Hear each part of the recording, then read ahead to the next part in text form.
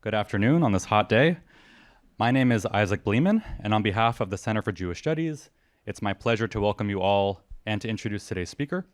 Professor Chana Pollin-Galay holds the Penn Tishkach Chair in Holocaust Studies and directs the Institute of Holocaust, Genocide, and Memory Studies at the University of Massachusetts Amherst. Her research focuses on Eastern European Jewish culture and its transformations during the Holocaust, drawing on methods from history and literary studies. Her first book, Ecologies of Witnessing, Language, Place, and Holocaust Testimony, published by Yale University Press in 2018, argues that Holocaust survivor testimony cannot be understood apart from its ecology, meaning the languages, places, social relationships, and institutional contexts that shape how witnesses remember and narrate their experiences. Drawing on oral testimonies in English, Hebrew, and Yiddish, Professor Pollin-Galay demonstrates that the language and location in which survivors testify shape not only how they tell their stories, but what purposes, ethical, political, and historical, those stories are called upon to serve. Her most recent monograph is Occupied Words, What the Holocaust Did to Yiddish, published by the University of Pennsylvania Press in 2024. In this new book, she examines what she calls Khurbn Yiddish, the rapid shifts in Yiddish vocabulary that took place in Nazi ghettos and camps, tracing how survivors, lexicographers, and literary authors worked to document these changes in Yiddish as a distinctive and largely overlooked mode of bearing witness to the Holocaust. Occupied Words received the 2024 National Jewish Book Award in the Holocaust category, as well as the Association for Jewish Studies Jordan Schnitzer Book Award in 2025 in the category of Jewish Literature and Linguistics. The title of her talk this afternoon is Language, Sexuality, and the Metamorphosis of Yiddish During the Holocaust. Please join me in welcoming Professor Chana Pollin-Galay. Thank you so much, Isaac, for that very warm welcome, and thanks to all of you. Thank you to the Center for Jewish Studies, and thank you to Jennifer Liscombe for all the work that she put into this visit, and to Roni Mazel. And it's a really beautiful campus. It's a wonderful atmosphere. I can understand how all of you get to be so smart. It's really exciting to be here. I have two very strong associations, connections between Yiddish and Berkeley, believe it or not. One is that my older sister studied Yiddish here as an undergraduate in the late 90s, and that kind of gave me an idea of what I should do when I went to college, and I did follow in her footsteps. And also that an author that some of you might know of, Katsetnik, who is known by most people as a Hebrew language author. He actually wrote in Yiddish and in Hebrew. And he doesn't talk much about his Yiddish at all. It's actually a secret. And he has very, very, very few mentions of Yiddish or anything about it. And one of the few essays that he has that's about Yiddish is about visiting Berkeley in the 90s. And walking across the campus and running into an old friend, a non-Jew who speaks Yiddish, and speaking in Yiddish in the middle of Berkeley's campus.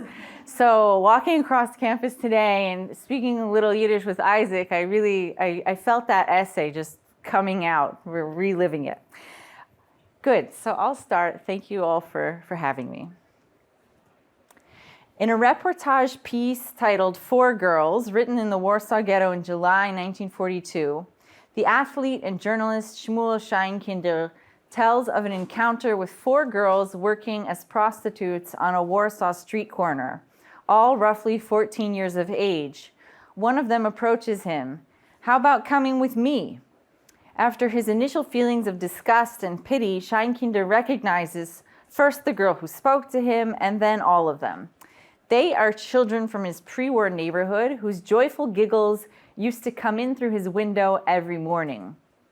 Scheinkinder takes one of the girls home, invites her to sit, promises not to touch her, and instead asks how she and her friends had gotten dragged into this role. Expecting a tearful confession, something very different comes out of this girl's mouth. "Got a cigarette?" Beyond the individual significance of the encounter, Scheinkinder emphasizes it because he sees Jewish prostitution as a quote-unquote barometer of the whole community's moral and spiritual standing, which at the moment reached the point of collapse.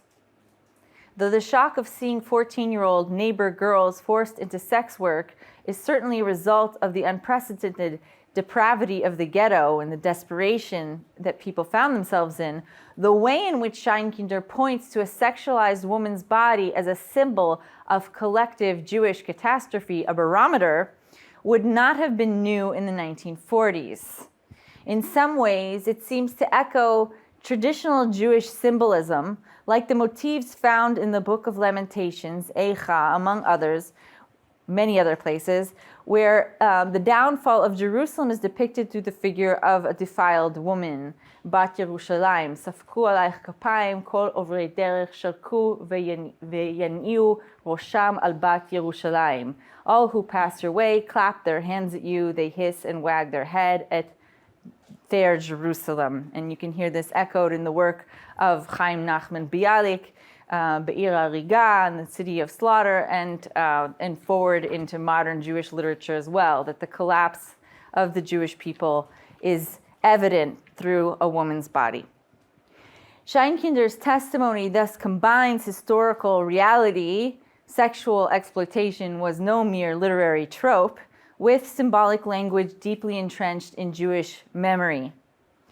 Thanks to path-breaking work by scholars such as Zoe Waxman, Dalia Ofer, Linor Weitzman, and others, we have been learning more about sex and sexual exploitation in the Holocaust over the past decade. Nonetheless, the topic remains incredibly difficult to study. In part, for one reason, there are a lot of occupational hazards in doing so, and I was just reminded of one of them this week, and that my friend and colleague, Anna Haikova, who has published an award-winning book and many, many articles on queer love and the Holocaust, was sued by the daughter of one of the people that she wrote about because she didn't want her mother's queer experiences to have been written about. And so she had to change the name of the woman, but there was one reference to the woman's name that they didn't get changed on some website, and so the woman re-sued her again. And I, at the University of Massachusetts, am hosting Anna Haikova this week, to great excitement, and actually a colleague got in touch with me and said, this is so controversial, why are you hosting her? So that's one reason why the topic isn't researched very much. But beyond that, there's not much documentation. For consensual sex, Anna wouldn't agree that there's such a thing as consent in the Holocaust, but let's just say what you could call consensual sex, it's hard to get sources. But also for sexual violence, and there's a lot of misunderstandings around that. So there's a tendency either to really, really exaggerate and say that, all Nazis were raping Jewish women, which wasn't true. The Nazi racial laws strictly forbid intercourse between quote-unquote Aryans and Jews, punishable by hard labor, and so that abuse was not institutionalized or widely visible. So that exaggerated version is not true, but it did happen. It just wasn't institutionalized. There were brothels. Anywhere there were Nazi soldiers, there were brothels, but they didn't employ Jewish women there explicitly. Another challenge relates to definitions. What constituted sex work, sexual violence, sexual barter, manipulated sex, consensual sex under these unprecedented circumstances? As my friend whom I just mentioned, Anna Haikova, argues, previous stigmas have often led scholars of the Holocaust to reductively label all forms of queer or female sexuality in camps and ghettos as prostitution, misreading certain dynamics of agency, experimentation, and desire, especially when the behaviors are coming from women. Alongside these debates about sex between Nazi or German soldiers and Jewish women, there's actually an abundance of empirical certainty regarding intra-Jewish sex work, that is, among Jewish women and men, or manipulated sex for pay or for food. This was a widespread historical reality in Jewish ghettos, one that was documented in real time. In the Lodz ghetto, for example, the community formed a vice squad to counteract work labeled as prostitution. And in Warsaw, Emanuel Ringelblum expressed concern about respectable women turning to sex work out of desperation. They really wrote quite a bit about it at the time. Though people imprisoned in ghettos were openly troubled by their community's many complex forms of sexual exploitation, The phenomenon has often been avoided or downplayed by later Holocaust remembrance institutions, particularly with regard to intra-Jewish exploitation. It just doesn't look good.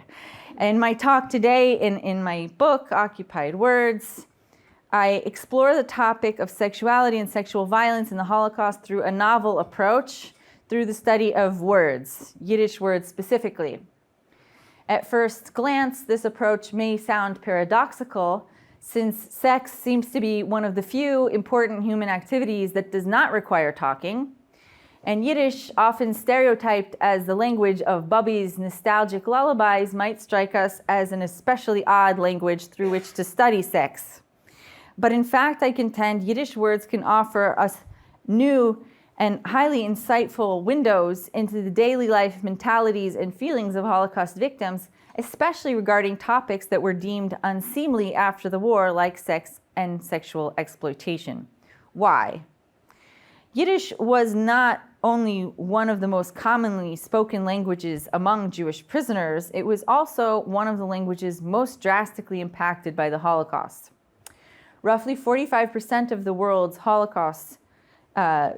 Yiddish speakers perished during the Holocaust, and even more Yiddish speakers were present under Nazi occupation, speaking and living in the language. As reality transformed for East European Jews due to expulsion, imprisonment, starvation, mass killings, and slave labor, so too did their language.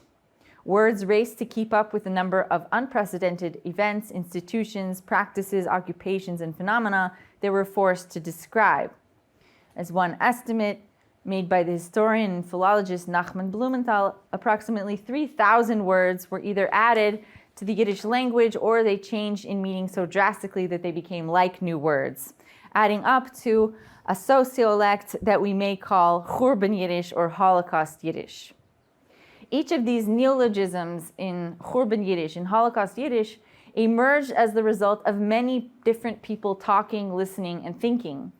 Each of these neologisms can therefore be treated as a type of collective testimony. So when we dig into the history of each word, we can uncover testimonies, stories of people who didn't survive to tell their stories, or they did survive, but they're not telling those stories. So there's a lot of past experience that's stamped into into each of these words. And this is true for other languages as well. Yiddish was not the only language that people felt changed drastically during the Holocaust. There were quite a number of studies about German, but the difference is, of course, that, like I showed you in the previous slide, that 86% of Holocaust victims were Yiddish speakers, not solely Yiddish, but they knew Yiddish. So the numbers and the proportion of Yiddish speakers, global Yiddish speakers who were killed in the Holocaust makes it a little different, or very different from some of the other languages that did change or absorb a lot of new vocabulary during the Holocaust.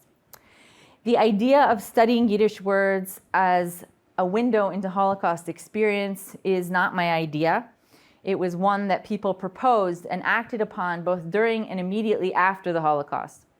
A significant number of Jews studied and documented the changes in their own speech with great dedication. Beyond Nachman Blumenthal, whom I mentioned a moment ago, there was also Yisrael Kaplan, and those of you in the Yiddish forum got to see a hard copy original of his dictionary that was originally published in 1949. And he started writing his dictionary of Khurbn Yiddish terms even before he had regained bodily functions after the war. And many others, like Rochel Auerbach, and this is a third one by Elias Spivak, who was in Kiev, so in the Soviet sphere, so he had no direct interactions with Blumenthal or with Kaplan, and yet he also decided to write a short dictionary of new words that were invented during what he called the Great Patriotic War, during World War II. Others, like writers like Rochel Auerbach, wrote short Khurbn Yiddish glossaries at the ends of their publications, and in DP camp newspapers, displaced person camp newspapers like this, there were columns or appendices almost making Khurbn Yiddish word lists a popular genre at the time. And then there were also attempts to document words changing in real time. Shimon Huberband in the Warsaw Ghetto jotted down a list, new words and old words with new meanings. And in the Warsaw Ghetto, they created a dictionary of, an encyclopedia of the ghetto. And many of their entries are words, new Yiddish words that were invented and that they defined. So all of these cultural activists and lay lexicographers felt that Yiddish words could and should take the witness stand. If we follow their suggestion and listen carefully to Khurbn Yiddish words, what do we hear? In my book, I examine 3 themes that seemed especially important to this new web of meaning that I'm calling Khurbn Yiddish, this new sociolect: theft, German Yiddish encounters, and sex and sexual violence. Today, I'll just focus on the last of these 3 themes. So let's dive in and look at 2 key terms related to this topic. The first is kuzinke, and the second is people. Kuzinke. Among the entries that explicitly relate to the topic of erotic bodies, Nachman Blumenthal lists the term kuzin/kuzinke. There he cites, which literally means cousin, female cousin. Kuzinke is a female cousin. But he cites a diarist from the Skarżysko-Kamienna camp as an initial definition for this term. We made ourselves into kuzinkes. We made ourselves into cousins. Camp language. Women who became intimate with a man.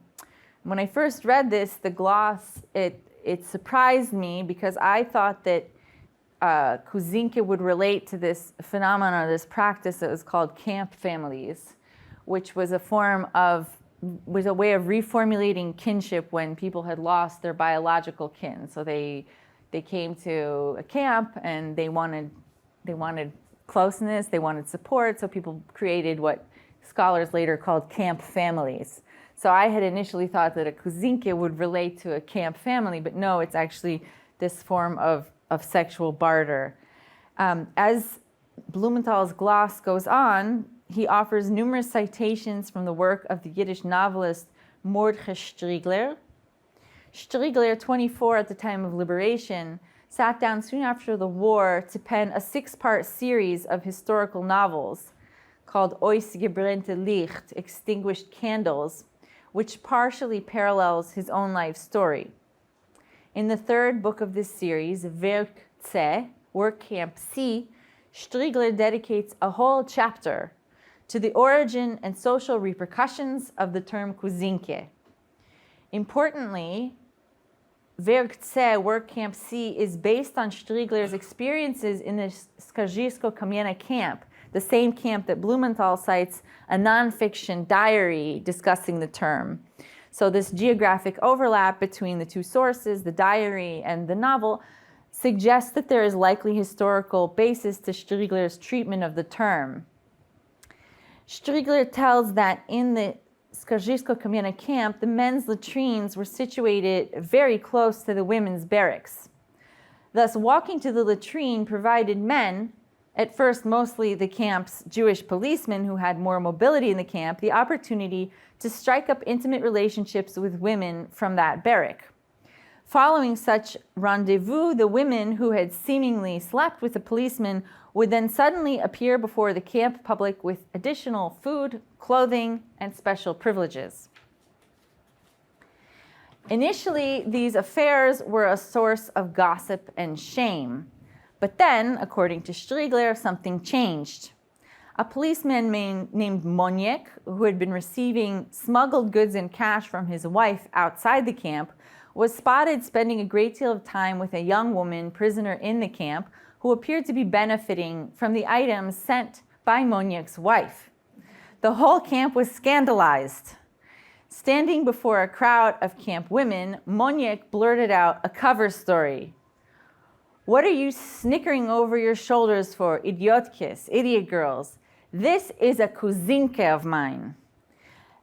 According to Striegler, the word then took on a life of its own. This chance word, meant to describe a fake cousin, grew wings in the camp. All the policemen and better situated men suddenly and strangely began to discover their cousins, who all happened to be the youngest and prettiest girls. So after starting as one man's impromptu alibi, the Kuzinke became a camp institution. Striegler then delves into the daily experiences of using and hearing the word Kuzinke. Like a spark that catches on a line of powder, so the word Kuzinke worked its way into the work camp sea. There were girls who had been a man's cousin a moment ago and were suddenly cut off and then recognized as the cousin of another man. The key to this shameful door had been found. The word Kuzinke had opened it. Later, the door remained open and one could throw away the key forever. In other words, the sexual unrest among camp prisoners could have potentially remained dormant or expressed itself in a different way, but for this word. The word Kuzinke, the neologism in the sense that the word changed in meaning. The word Kuzinke as cousin had previously existed. The word Kuzinke as a person engaging in sexual barter not only provided an outlet for pent-up erotic energy, but also shaped that erotic energy into a particular set of practices, habits that shifted over time. In its early stages, the word, quote, gave people their first opportunity to come together, making sense of those dark, borrowed, open intimacies. This first stage, according to what Striegler describes as the first stage of Kuzinke, recalls Zoe Waxman's observations about the overwhelming desire for contact of any kind felt by ghetto and camp prisoners. Though initially signifying a source of much-needed human contact, understandable given the circumstances, the word Kuzinke began to be used in an ironic tone as a way of boasting about one's status. Once this irony surrounded the word Kuzinke, the word and the relationships it described became cheapened, fostering a much more transactional type of sexuality. Kuzinke now allowed people to play as if sex for bread were synonymous with love and solidarity. In addition to this movement from sexual connection to irony, Striegler traces another overlapping trajectory for the verbal sexual practice of Kuzinke. As Kuzinke descended in Striegler's moral estimation, it also transformed from being a men's word to a women's word. Initially, we recall, an adulterous man named Moniek invented the word in order to quiet the gossip of camp women who took the word at face value. Later, these same women caught on to the ironic Khurbn Yiddish meaning of Kuzinke and even became eager to embody it, proud to be Kuzinkes. Striegler calls this phase Kuzinke psychosis among the women. Just as some women were growing more interested in sex, hard labor started making the men listless, and they gradually lost their sexual appetites altogether. Striegler's narrative of libidinal loss among the men resembles what Robert Summer calls the desexualization process that came with camp imprisonment. Importantly, Striegler describes this camp-wide collective loss of male libido as it relates to language, to Yiddish. He writes, "These men, starved and unmannered, would often curse and shout, but dirty sex talk, geschlechtlicher Nibelpe, and talk of women almost disappeared from their speech. And if such a word did crop up, it lacked that juicy ring of lust." If we momentarily entertain Striegler's assumption that bantering about women was a typical and understandable pastime for men, and we don't have to accept that assumption, but if we just entertain it for a moment, if Nibelpe, if talking about women was a sign of sexual desire, then we can appreciate an important proposition about speech in this passage.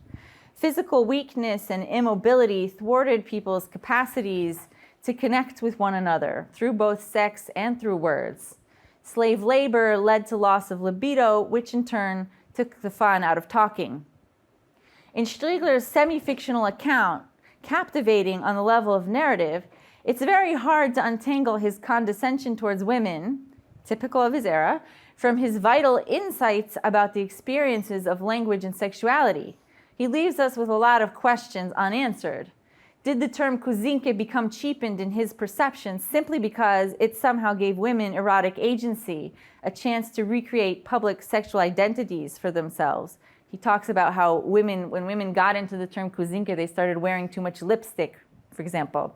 Did Striegler project pleasure and enthusiasm onto Kuzinkas, onto the women engaging in the Kuzinka practice, when in fact these women were merely acting out of self-preservation without pleasure or enthusiasm? Striegler is clearly writing about womanly sexuality from the position of an outside observer. Even so, what emerges from this web of biases, acumen, and painful memories is that the term Kuzinke performed a great deal of labor for Striegler. He used the term to testify to a sensation that his body and his words were changing together, that the two were caught in a kind of endless feedback loop. The tormented body demanded changes in words, and new words led the body towards new physical behaviors. Keyword number 2, people.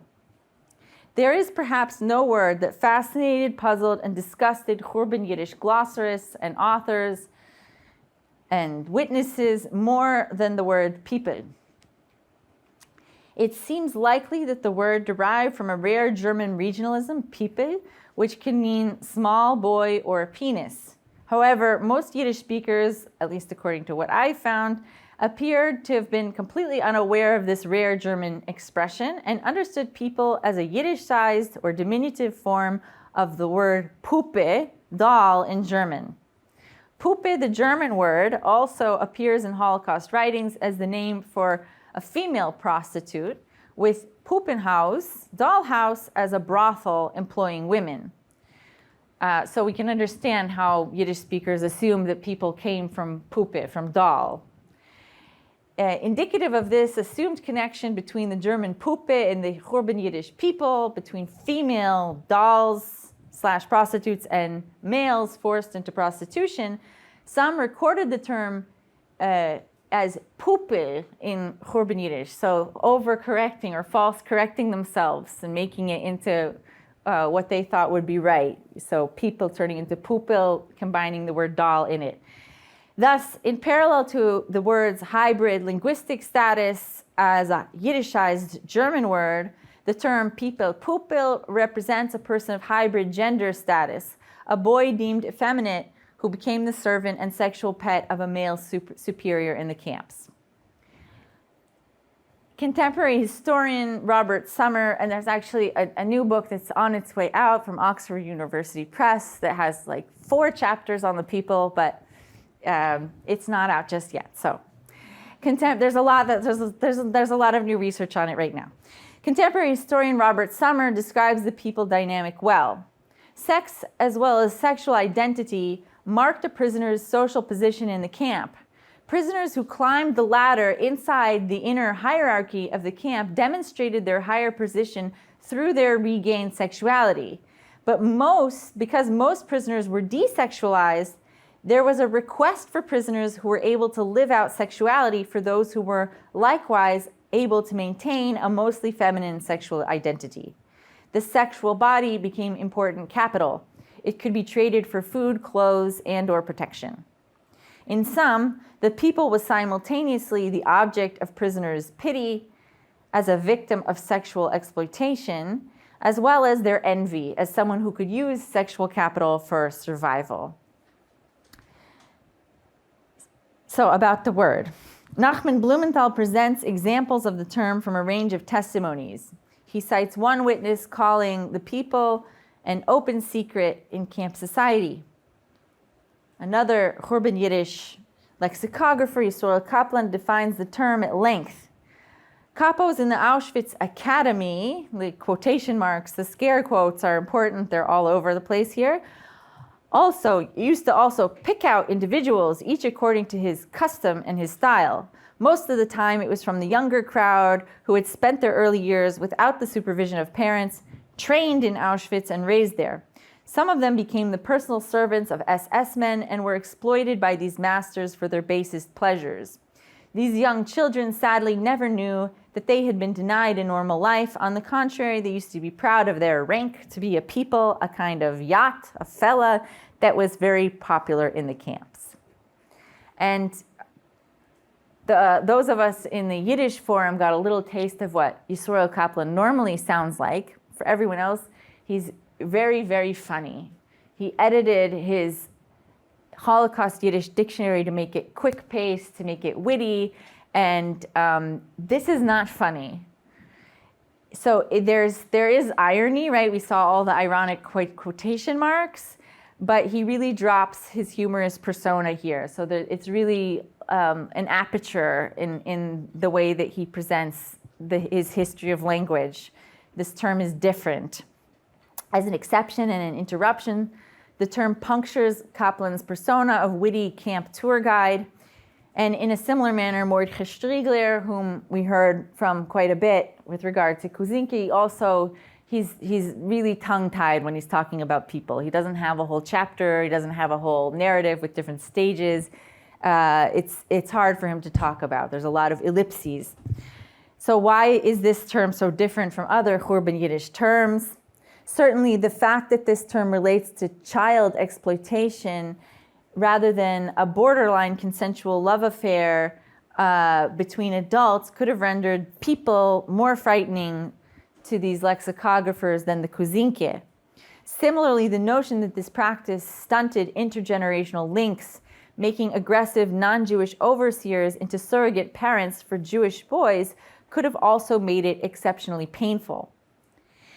As an additional reason, the people may have evoked particular revulsion and horror for these male commentators because they saw it as a forced feminization of the male body. If the woman's body was traditionally the site of cultural, moral, and verbal vulnerability in Jewish memory, then is a long-standing motif, as we saw in Lamentations. The people actually represented the frightening possibility that Nazi oppression could penetrate the male conscience and the male body to an equal extent as female bodies and female minds had been penetrated in the past. The prominent survivor historian Philip Friedman seems to affirm this connection when he introduces and defines the term people in his 1950 Yiddish language history book, Oshvenchim, which was, it was one of the first publications about Auschwitz in any language, certainly one of the first deep ones, extensive ones. So Friedman writes that capos were, quote, drunks, degenerates, and homosexuals who forced boys to submit to them, demoralizing them. These boys were called peoples. Conflating pedophilia and homosexuality, as many did at the time, including Holocaust survivors, Friedman uses the word moral to describe an incursion that was both physical and spiritual. He then exemplifies the term people with a quotation from survivor testimonies, so direct evidence. Every German who had any kind of power in the camp had to have his people, a young boy. We used to call them mademoiselle. So this underscores the impression that the people is girly, like a mademoiselle, and that girliness is what makes the people morally vulnerable, according to Friedman. He solidifies this connection between moral vulnerability and effeminacy when writing about women in Auschwitz on the whole. Women were more easily wounded, both physically and morally, and they suffered worse than men from torture. Note that Friedman uses the same word moral to discuss both the vulnerability of women as well as that of the people. Effeminacy is an aperture through which the Nazis could get inside Jewish bodies and Jewish characters. In the case of people, a Nazi German word that had entered Yiddish, this dynamic is dramatized by the very sound of the term. It's a sign of how Yiddish was rendered vulnerable to the incursion of Nazi German. Importantly, the word people also helps draw a connection between Khurbn Yiddish lexicography and more widely read works of Holocaust literature. It is the title of a well-known novel by the author Katzetnik, whom I mentioned earlier, walking across Berkeley campus, whose rich use of Khurbn Yiddish words is the topic of one chapter in my book. This is the book from 1961. They called him People, and I don't know how easy you can see it, but actually he includes a gloss of the word on the cover of the book right here on the original cover. So it's his usual, Katzetnik is never straightforward, and he is not PG-13, which is okay here, but he the fact that he puts in the graphics of the cover of a book a Khurbn Yiddish word and a gloss just underscores how popular a genre this was of looking at words and defining them and discussing them that way, that this was part of the visual aesthetic that he chose for the cover of his book. It's all about people, a people, one specific one.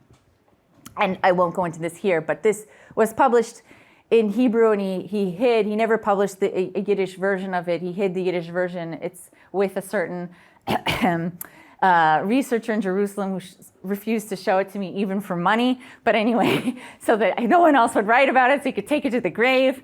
But he couldn't resist.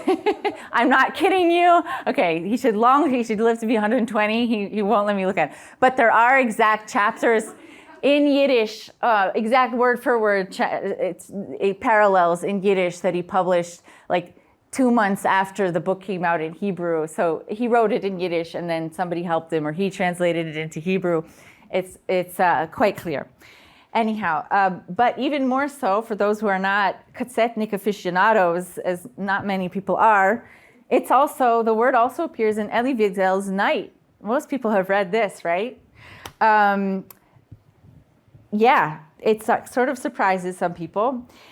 It's in a very, very important scene. In the famous hanging scene, midway through the English version of the book, the term is included in transliteration. Here I cite the English translation exactly as it appears in print. In his service was a young boy, a people as they were called. This one had a delicate and beautiful face, an incredible sight in this camp. In Bune, the people were hated. They often displayed greater cruelty than their elders. I once saw one of them, a boy of 13, beat his father for not making his bed properly. As the old man quietly wept, the boy was yelling, "If you don't stop crying instantly, I will no longer bring you bread." Understood? But the Dutchman's little servant was beloved by all. His was the face of an angel in distress. Wiesel goes on to describe how this angelic-looking boy, who happens to be called a people, remained alive on the noose for quite some time, writhing between life and death due to his light weight. That is the sight that causes the onlookers and perhaps Eliezer himself to question the existence of God. This moment is often cited as a turning point in the novel, raising questions primarily about the possibility of religious faith in light of the Holocaust. There are essays about this scene. There are teachers' guides for teaching this scene. And when I teach the book or have taught the book to undergraduates, I usually say, "So did you read the scene?" "Yes, of course we read the scene." "Did you understand the scene?" "Yes, of course we understood the scene." "Every word in the scene?" "Yes, of course." "So what's a people?" And they're not dumb. Wiesel doesn't define it. He sticks the word in transliteration, but then he doesn't define it, and he takes all the emphasis off the word to describe other things like faith in this scene. So the international version, the English version, is based on the French translation. It offers no information about the origin or meaning of this transliterated terms. Readers are allowed to look past it. This is not the case in the original Yiddish version of Wiesel's memoir, which was titled Die Welt hat geschwiegen, and the world kept silent, which Wiesel wrote in 1954 and published in 1956. As scholars such as David Roskis and Nomi Seidman have discussed, Wiesel adapted the Yiddish manuscript to a shorter, cleaner French version, La Nuit, which he published in 1958, and as I just mentioned, all subsequent translations have stayed very close to that shortened and edited French version. And in this process of translation, Wiesel famously removed many of the grittier, messier aspects of his story, including his gloss of the word people, which is extensive in the Yiddish version. Here is how Wiesel presents the word in the published Yiddish version of the book.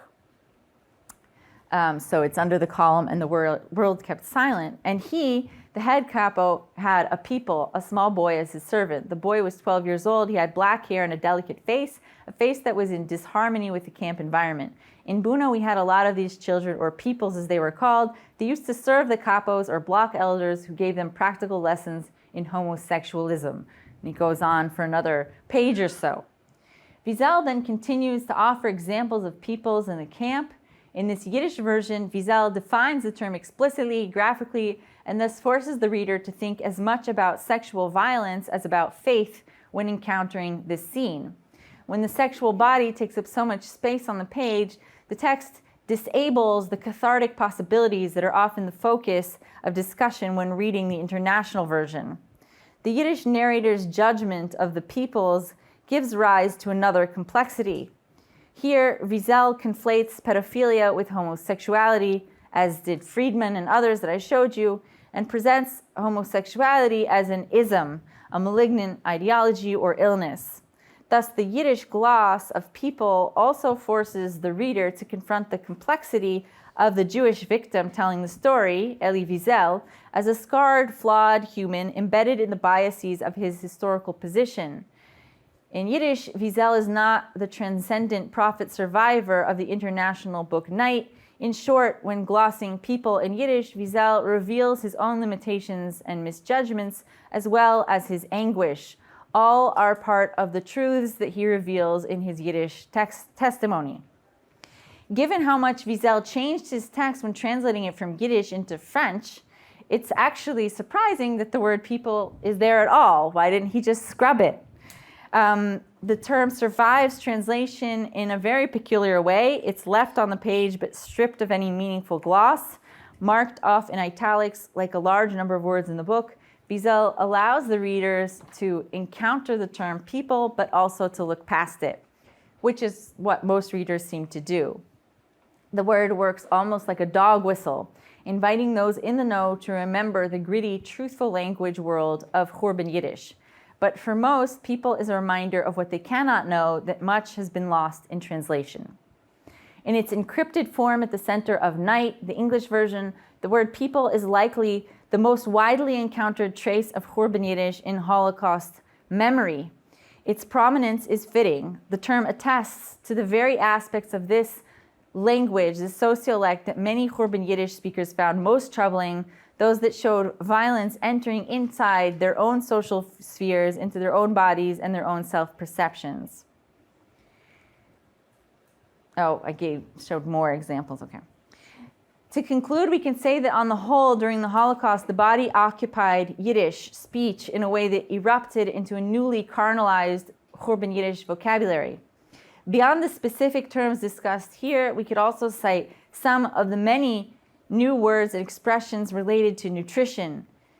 Ihihi, a word for horseflesh in the Vilna ghetto, to eschatology, fecalist, collector of excrement in the Lodz ghetto, and words related to lice, Pollin-Galay, literally louse alley, a strip shaved down the middle of a prisoner's head to check for lice, or loise control, regular lice checks for camp prisoners. But in a manner distinct from other body-related Khurbn Yiddish terms, the words related to female sexuality and physicality carry an added layer of his historical residue due to their connection to earlier cultural, religious, and literary imagery that are so central to Jewish culture. I mentioned the Book of Lamentations earlier, and we could find many others. Metaphors of Jewish effeminacy also carried residue of modern anti-Semitic discourse. As Daniel Boyarin has shown, European society perceived Jews as different in part because their men were putatively less manly, feeble-bodied, and ill-suited for physical labor.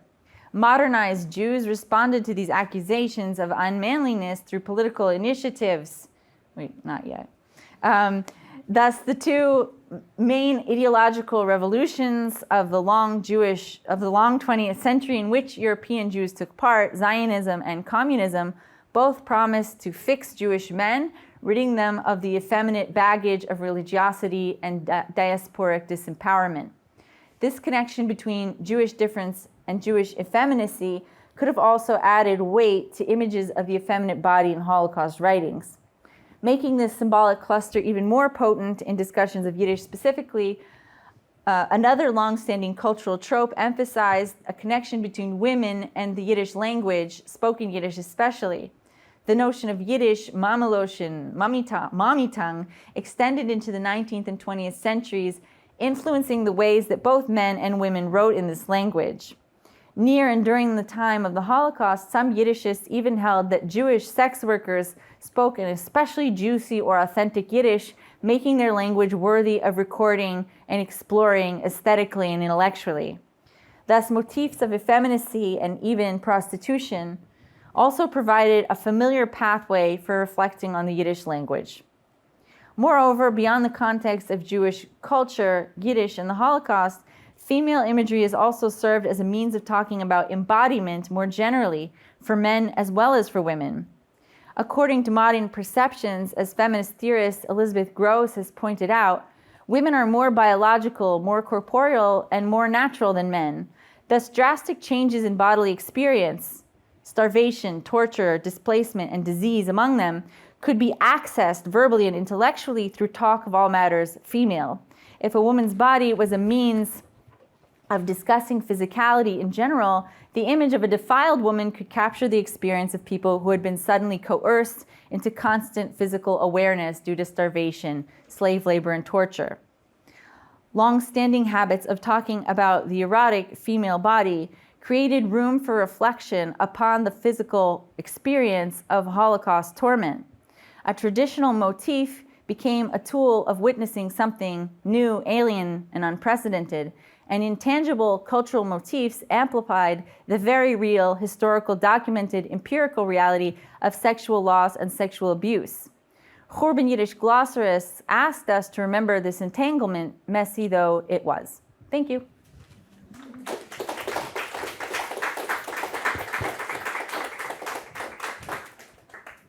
Plenty of time for questions. I'll come around with the microphone.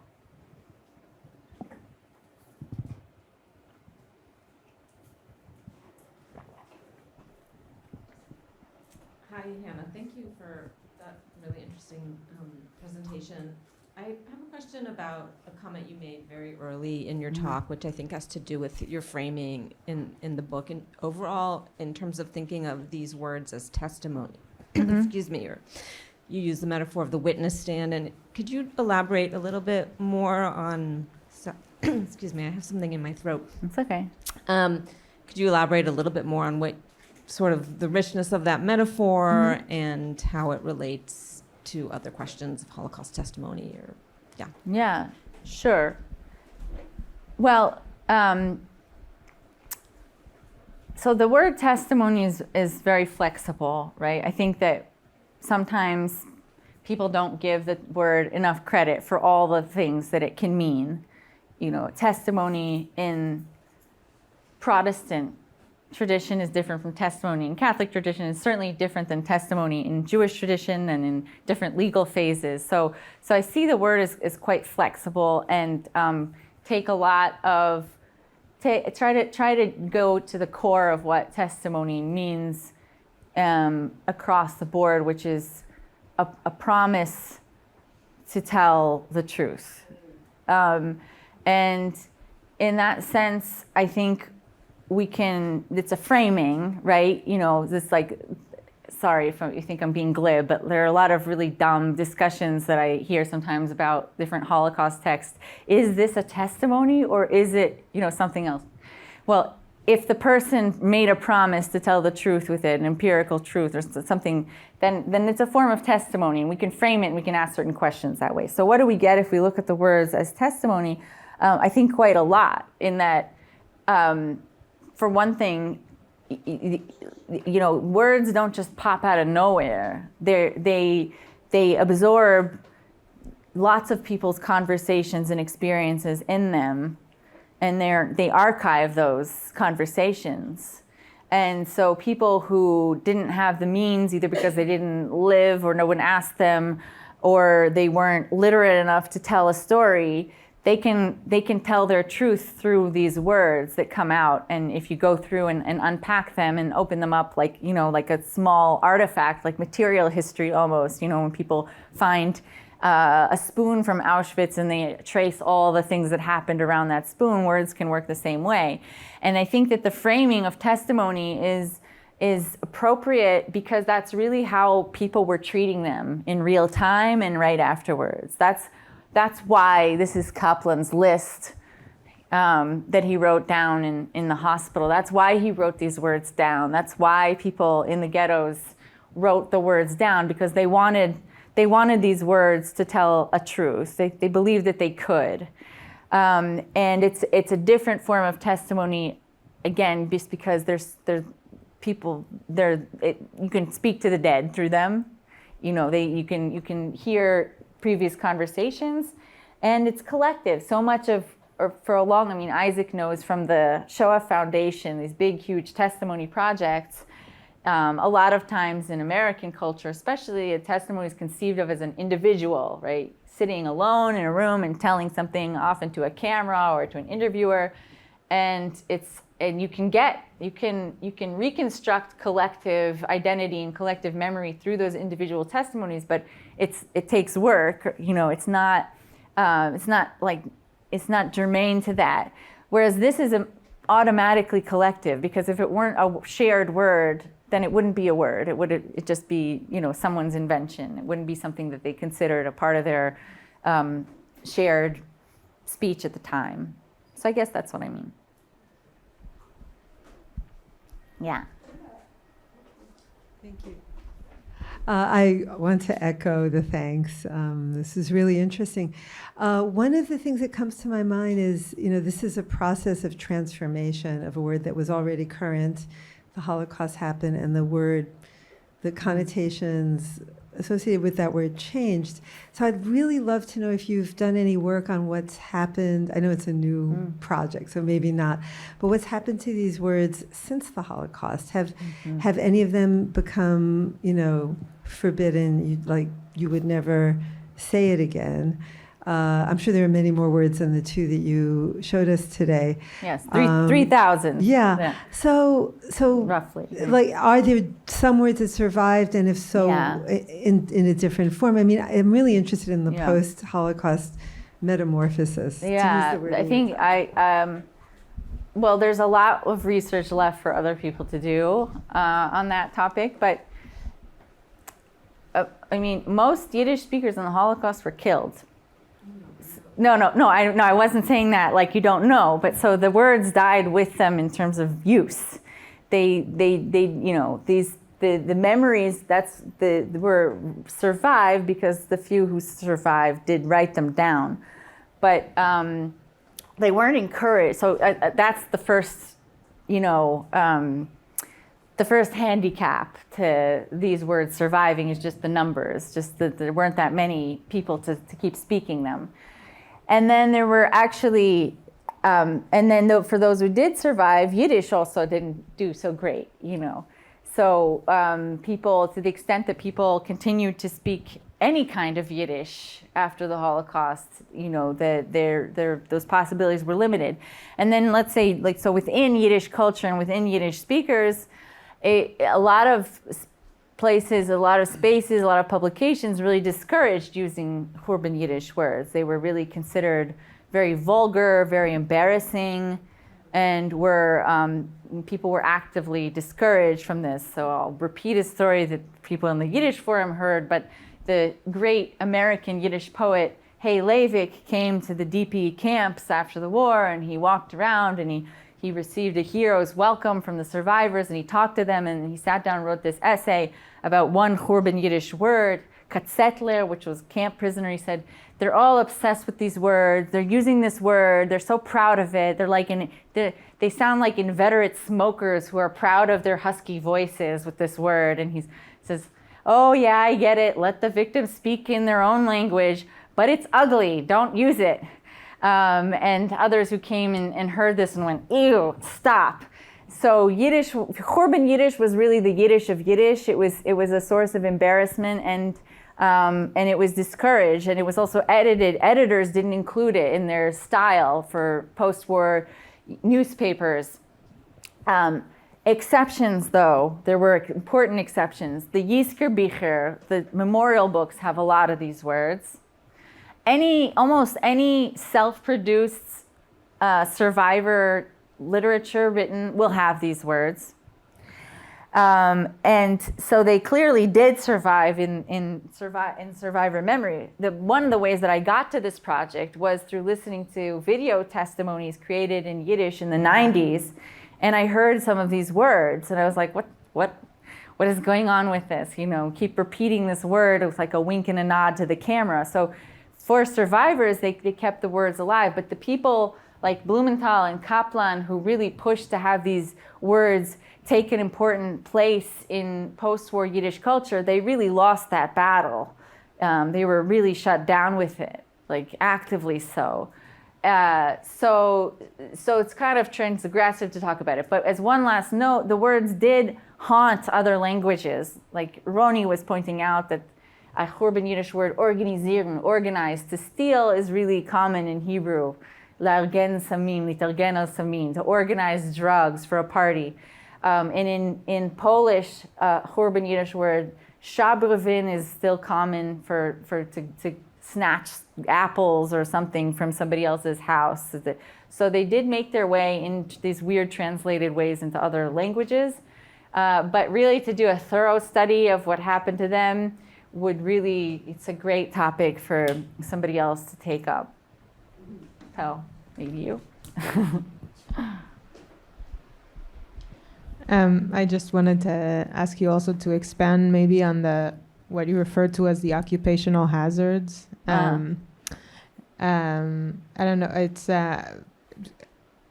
growing up reading these Katzetnik works that were so often treated in Israel as almost like stalag, like Holocaust pornography. Stalag is a genre of Holocaust pornography for like pornography that is based on Holocaust narratives. It's just so difficult to work with these materials and find this balancing act of finding out how to work with them without going into this hypersexualization of the survivors, which was also very common in Israel in the first decades of the state, where basically every woman survivor was assumed to have survived through sex work. So. Exactly. So I'll say something about Katzetnik, and I'll say something about this radical swing between hypersexualization and desexualization. But that I think that Katzetnik has been really the author. I'll go back to the slide. He's been really misunderstood in a lot of ways because he's only been read in Hebrew or translations from Hebrew. Because I think that in Hebrew he does feel quite yellow or pornographic, because there's always tons and tons of sex, and it feels unjustified, just kind of tacked on in the Hebrew. And in Yiddish it's not that way, because he has this larger exploration of power penetrating language with the Yiddish and the way that he uses Yiddish and plays with these words. And so when you get to a very graphic scene of sexual violence in Yiddish, it's paralleling something he's doing artistically with the language. And so there's a justification that makes it feel a lot less pornographic. That's one level. And then another level is that he's also a folklorist in Yiddish. He's throwing in these words. He's building off of the way that people talked among themselves, and giving us insight into this colloquial talk about speech about speech. And so there are many more layers to his messages about sex in his Yiddish work. And the hypersexualization of the Holocaust in Israel is connected to this. A lot of them were Yiddish speakers. It's not like they were two separate cultures. These were Yiddish. They were speaking Yiddish at home and Hebrew on the street or whatever. And part of that is an outgrowth of this, what I claim is this idea that sex was a way of talking about the body, and women were a way of talking about the body, and a way of putting into words almost inexpressible metamorphosis of the body. This was a vessel for it. because that's how you talk about physicality, sex. And then it took in all kinds of forms with, negative stereotypes and long-standing tropes and, all this that came in. And but there is something in there that was an urge to talk about the body that came out. And then people swing way in the other directions. And no, there's no prostitution, there's no sex work, there's none of this, and that was also not true. So it's like Puritanism and hypersexuality, and people just go ping pong. So trying to go through and say what this was actually a big deal to people. It was there. It wasn't there in the way that people thought it was, but it was there. And that just there's a lot also of these genres of, sex and Holocaust. Like I have in my shelf this full series of this little booklet. It was like a zine or whatever, this little serialized novel that was sold in at kiosks on the streets in Israel called Rochele dos SS Mädel, like Rochele, the SS man's girl. And it's these little, cheap books that were sold. It was nothing. There's no documentation of this. It's just something but it's just something I happened to find because it was so common. It was just this connection between extreme victimization and a sexualized woman was just something people couldn't stop dealing with or confronting or creating. So anyway. Yeah. Oh, you have to give the mic. You have to bring the microphone, or. Oh, sorry. I'm sorry. I apologize. Yeah, no worries. This really, you got to have a really great peripheral vision to take this all in. Okay. Okay, should I go ahead? I wanted to ask a little bit more about the reception history, I guess, of some of these literary texts that you look at. The anecdote that you started with, where the journalist encounters these girls and expects like a tearful confession, and then they just want a cigarette, reminded me of another anecdote that I had read about many years ago, that Imre Kertész was having a lot of pushback at the time he was trying to get Fatelessness published, that his work was not like sentimental enough, and the publisher didn't really like that. So I was wondering, what sorts of reactions were publishers, and maybe like beyond these like lexicographers or fellow writers, but like publishers, editors, literary magazines, like critics. Yeah. What sorts of reactions were these people having? Most of the literary texts that I look at are virtually unknown. In part because Yiddish was not, given its due. But even I think if people did try to, when they did translate, like Chava Rosenfarb, another author that I look at in her archives, there's just tons of attempted translation submissions that were rejected. And in part, it's just that she and others, they didn't fit the ethos that people were looking for. They didn't fit the survivor, the cathartic, material that people wanted.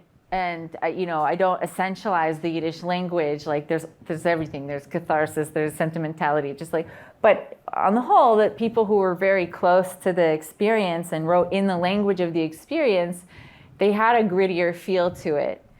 And that was not something that people wanted, unless you did like Katsetnik and you took it way to the other end and you just made it like, you made it exploitative and pornographic in translation, at least. That had an audience. But if you wrote about it as especially women writing about it for themselves, it was just, there was nothing. It was really shut down. Sorry. Thank you. So thank you. That was very interesting. So I wondered about an idea that you had, that you mentioned, where this word kuzinke, you said that, and it's a very interesting idea, you said that it opened the door, you used the term, I think, opened the door for some women who might want to become kuzinke to be able to do that. And that made me think about, the power of words. But I must say, in this particular case, I am somewhat skeptical that the word a word, and with the notion that a word can lead to more of a certain behavior, just the word itself. Perhaps sometimes that happens, but I wonder if in this case it does. And then on a completely different point, one thing maybe I wondered if was also true about these words is when you have a sociolect, when you have a sort of created or adapted words in a particular group, sometimes one of the things, the power of these words is another power. It's to unite. And do you think that's true here? Thank you. Yeah. So great. I'll go in the order of your questions. So the open the door phrase was actually the authors. So where did it go? Previous one. Okay. No, I don't want to just keep flipping, but he really felt that it had opened the door. So it's true that I think that there is a lot of historical basis to this. It's his chapter on the term is a cross between a gloss and a narrative, and it's a cross between language, history, and literature. So how much is when he says this word opened the door, the word itself acted, it enabled something, how much are we to believe him? It's an open question. I think that I'm presenting his, narrative of this word that he experienced firsthand, and that does align with the diary written at the time, at least in the basics, as a subjective testimony of how he experienced language at the time. That he saw the word as opening the door. He saw the word as moving through these stages. And he saw the word as enabling a certain format for this sexual energy. I think it's plausible. It's an interaction, I would propose, that this word it's about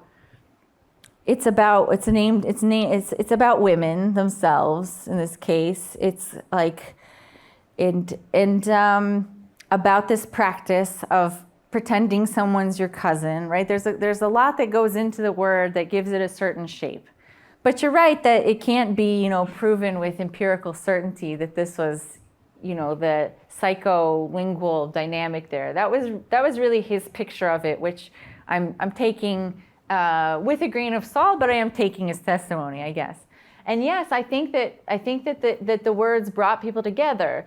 That street singers in the ghettos were singing songs with these words, packed with these neologisms, in part because there was some kind of pleasure in hearing them. And it's like, it's like having an insider slang, or when you talk to your family or your friends and you have some kind of insider language and some kind of code. There is a kind of signaling of solidarity with that.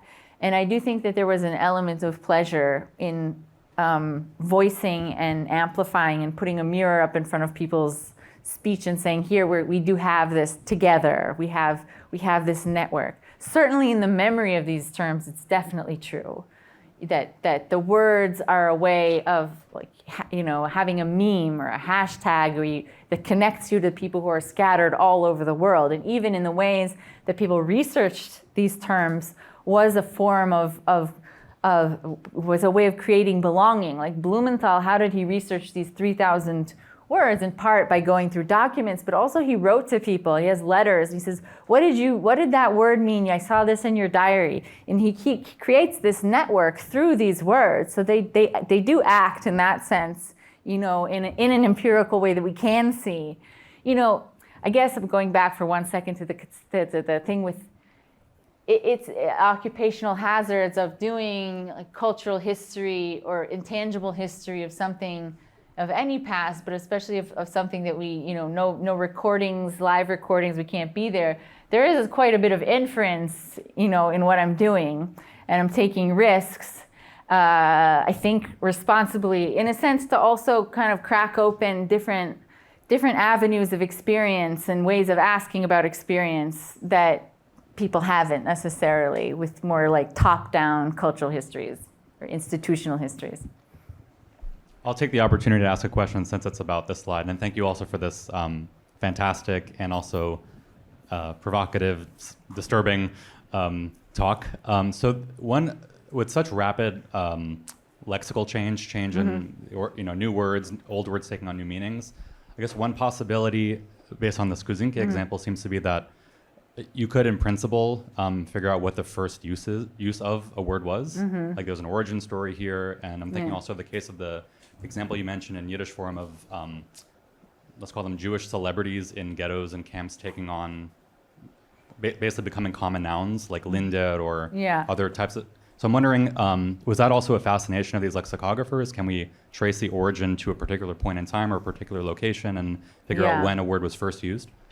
Yes, well, again, it's kind of like what sounded unintentionally glib about, people dying. It's that a lot of these projects were truncated and underfunded. I mean, Elia Spivak from Kiev was murdered. He was arrested, and he died during interrogations in the Soviet Union, in part because he wrote about Khurbn Yiddish. So he died to write about these words. So who knows what he would have done? He was an extremely sophisticated linguist with incredible methodologies and questions. So maybe he would have gotten there. He certainly probably would have wanted to.